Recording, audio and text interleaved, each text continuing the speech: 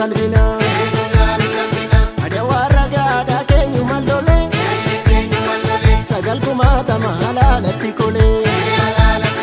Hakama mata buke kamsa dagan Kingilchi facaasi maaliif ol makaan Hunda sileelli sabayi jalakkisi Tokkummaan kan kee gadaadha gabbisi Gadaadha gabbisi dhugaan jalakkisi Gadoomi mirgisi yamaa gamanisi Gadaadha gabbisi dhugaan jalakkisi Gadoomi mirgisi yamaa gamanisi Gadaadha gabbisi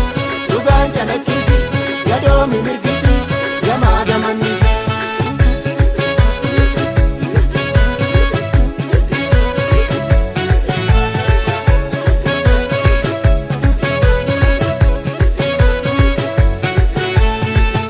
Saba ko qaalii dubbate imaana sitti kennate Yaa saba ko ayyuu tubbate imaana sitti kennate Beela fiidee buu dandeesse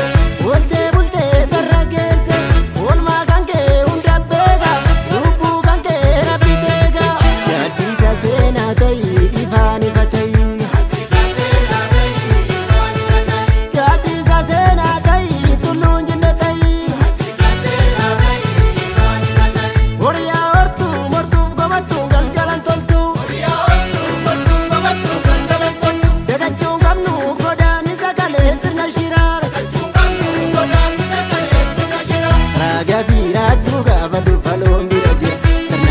Timulana minko inkabushi Gara laafummaan keessiin tolle jibbaan si hubate Eebootee dhuga bishaan si kadhate Aannaana heettuudhaan si mataa keessa si bahe Tuni biyyaan taatu buqqisi hundeetti kuffisi shira jala Shira shara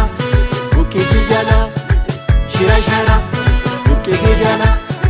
Shira shara buqqisi jala Shira shara buqqisi jala Imaan jabina ka